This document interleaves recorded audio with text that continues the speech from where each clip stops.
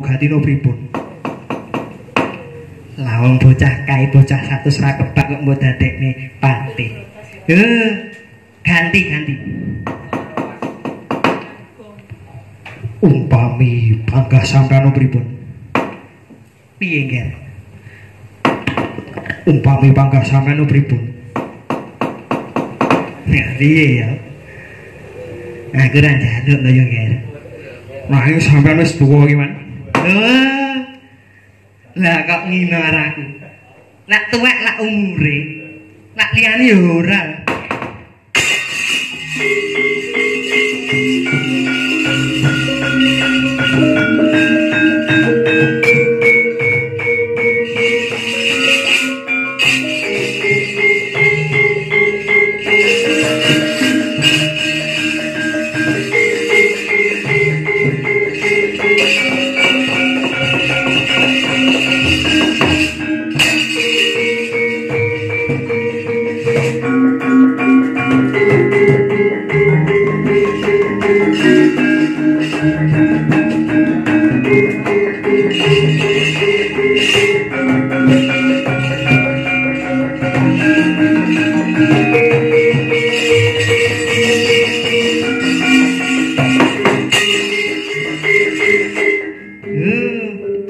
Assalamualaikum warahmatullahi wabarakatuh. Ya, poso-poso semangat men to. Sadurunge aku tetembangan kene, aku tak ngaturake gunggunging panuwun marang Gusti Kang Akarya Jagat. Dene menapa aku sak rombonganku iki diparingi seger waras, sehat walafiat. Dene menapa iso gelar wayangan Slimen kaya ngene iki. Yo tek meragune.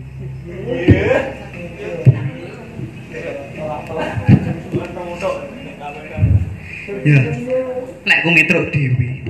Kancaku ra enek. Si Gareng mokel kaya mau. Nak nyeluk Bagong ae. Gong, Renio. Nyapo? Renio dhisik to. Tak andani. Ora nek duwite uga aku. Yo, nek diapurmu njak duit. Renio sik to Renio. Nyapo? Awake buri sik tas lagi ndodok mbok celuk lho. Lah kuwi ndodok nyapo? Penting setor. Iyalah. Ya. Kowe nyelok aku iki nyapo? Ngene, Gong, tak kandhani. Saiki lek wayahe corona to. Corona, wae gareng-gering kae. Mati mbok nek corona piye kae? Lho, ambemu. Nyapa lek corona iki? Lek corona lek ora oleh rame-rame to, ora oleh kumpul to. Kudu jarak. Ya iku lek bahasa kerene iki physical apa? Pesi apa kuwi? Ya pokok kuwi lah. Kuwi. Anu. Physical bensin apa? Lah bensin gendong kuwi. Ya pokok kuwi lah. Ya pokok iki rame-rame. Physical bensin. Mongko ora oleh lho, Gong. Kok rame-rame ning kene. Lah. Oh iki lak ketinggalan kabar, Truk. Lah, ketinggalan kabar piye? Ning kene iki hajate rungokno kowe. Hajate kuwi ya kumpul-kumpul sing pisan. Niate ya kumpul-kumpul kangen-kangen karo sedulur seniman. Wah, hitungan pirang sasi ora tau tanggapan. Nanti lali nek nabuh nglintut kabeh. Termasuk kowe kuwi. Ya piye, Gong? Ya butuhe ya ning seni ngene iki. Ora enek yo ning sawah. Ning sawah mosok yo kate nutuki gong, yo ora. Ayo. Ngene, kaping pindhone awake dhewe ning kene iki duwe hajat. Hajate apa le? Hajate yo kuwi anu. Apa lek ngarani? Kumpul-kumpul dhuwit. Ngopo kumpul-kumpul dhuwit kuwi? Nggo nyangoni mbok rondo. Cangkem. Yo Kumpul dhuwit kuwi nggo membantu sesama kita sing membutuhkan. Gese. Ya enek wong tuwa di atas umur 60 tahun lek wis ora iso nyambut gawe to. Iso ya paling ya tunak-tunuk. Kuwi sak-isane dibantu ya tangga-tangga pinggir omah, tangga-tangga kono-kono. Sak-isane kene bantu. Ngono. Ya kuwi anane danane payangan Slimen iki. Ora kok kumpul rame-rame sak penake dhewe ora, iki ki ana ijine, Truk. Ijine ning sapa? Ya ijine kuwi ning Pak Lurah, sepisan. Sing kepindhone? Oh, nggih. Perawat setempat. Kerawat setempat. Yo maaf, ora roh. Ning perawat setempat. Nah sing duwe nggon iki ya kepala dusun Truk. Mulane dianakne ning kene. Ning kene yo duwe gamelan, duwe wayang komplit. Ngono mula dianakne ning kene. Ya muga-muga corona iki ndang ilang, bendang nyambut gawe sing seniman ya bendang manjak neh. Amune kangen Truk kumpul-kumpul. Ayo. Wis le rasah kakek ngomong. Enek sinden jejer telu. Oh nggih. Lah. Kok misale arep nyumbang dana nggo membantu kuwi iso call center di bawah ini yaiku 0822 3376 5589. Sik kok tak catet kok. Balenono neh. Yo tak baleni 0822 3376 5589. Wis kok. Lek rekeninge kok. Aku dajalak lewat rekening ae. Pulsaku entek. Lek rekening iki lho BRI. Kuwi atas nama Iwayan Prasetyo. Nomor rekening kuwi 6128 0101 8533 538. Baleni neh yo. 628 6182 pucuk campurku. 6182 Oh 6128 0101 8533 538 atas nama Iwayan Prasetyo. Wis udeng Truk. Udeng wis. Yo sak sore kae sindene kae. Yo ayu-ayu kae. Mosok dadak dikenal nih, Gong? Kenalne to? Kenalne karo nyanyiku. Ya wis. Anu Mbah Edo. Kendere tindingi barang, Mbah. Nah. Aku tak nyuwun gending lancaran. Lancaran opo? Lancaran gugur gunung. Ya, iki nggih. Pun sinten mawon pun. Nggih pun dados.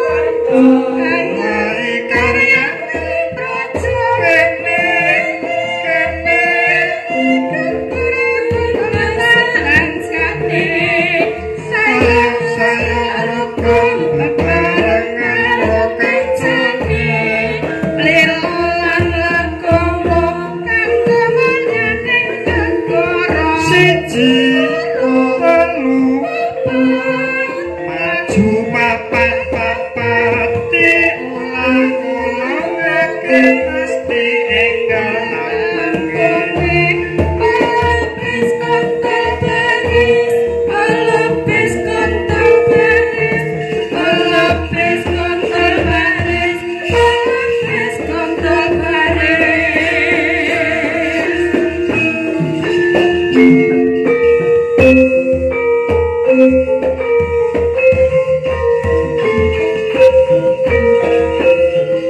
sigro-sigro yo.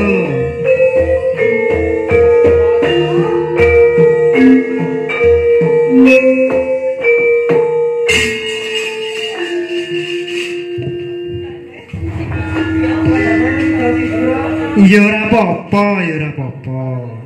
Terang yo. Wis pirang-pirang sasi ra tau main le. Yo. Anu, nek kurang marem dah aku. Tak njaluk neh. Anu, nduk nilo. Langgam-langgam nduk. Kelinci ucul. Ayo, kelinci ucul. Nggih. Kagem bawa napa mboten? Mboten. Mboten pun langsung. Yo buka cangkem apa buka demung? Oh buka. Ya wis buka cangkem.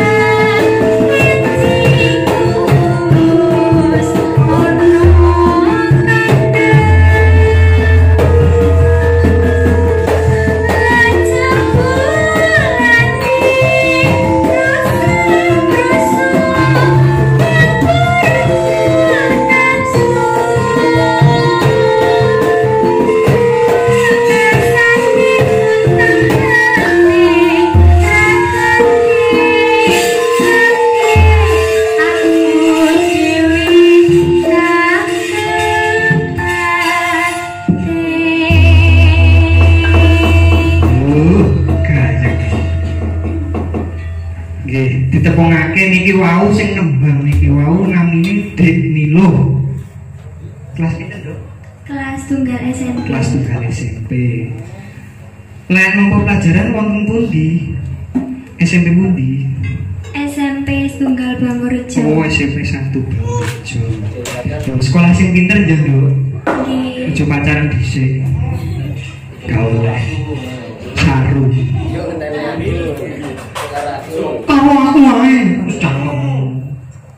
Kamu tak yuk njaluk neh, ayo balik 1000 kek baju tilakon. Sak sore. Sendro songo. Moji.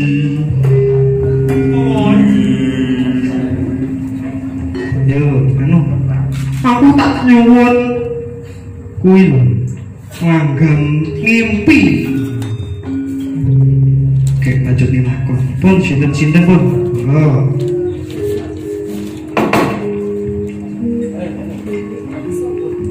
Oke, langsung.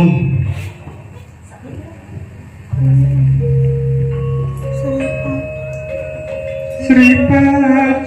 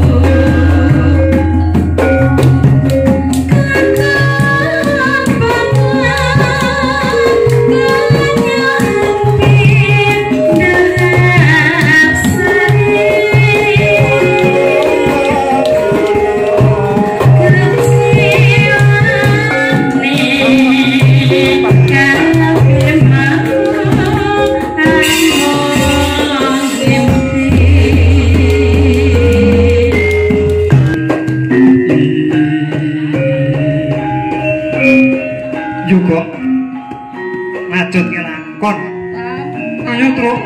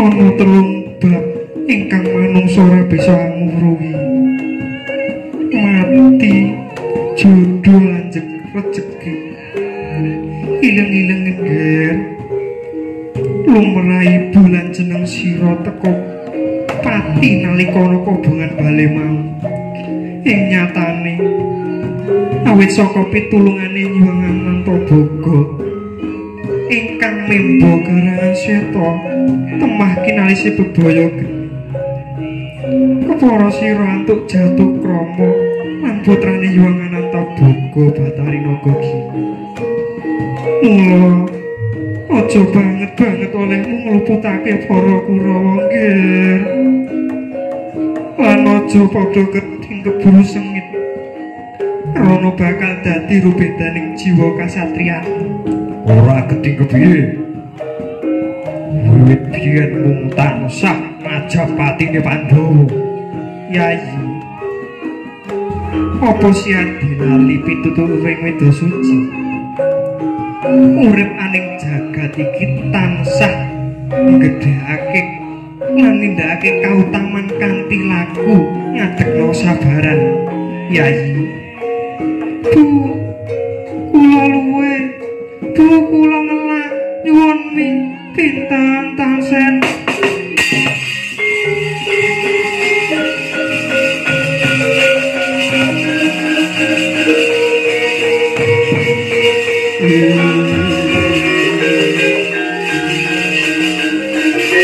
Olah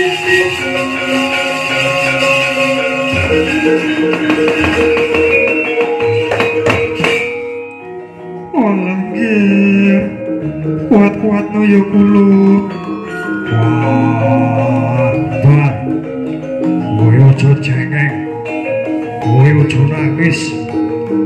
Iki aning tengah alas kang ketaman ketika ngerak. Kewan alas padha busis. Wit-witan padha mati garing. Aja kok telogo. Witan diperes ora metu banyune. Aja bingung atine wong gerang. Yai Bratasena. Opo kabar? Kowe golek welat Yai. Gopo? Kanggo ngiris kulitipun Kakang. Tokno dagingku ora ketang satempel. Tokno getihku nadyan mung setetes. Dagingku dulangno kembar ngger. Getihku ombekno Yai kembar. Mati yen aku Yai. Waton adi-adiku sak kembar lestari urip. Wis ngger. Kowe aja padha rebut bener. Perkara adimu sing nandang wopo lan satit. Gundangi ibu iki mengko tak kethoke, tak ijolke panganan. Wah, dadi putih aku jaluk pamit. Kanjeng Ibu, kula nyuwun pamit.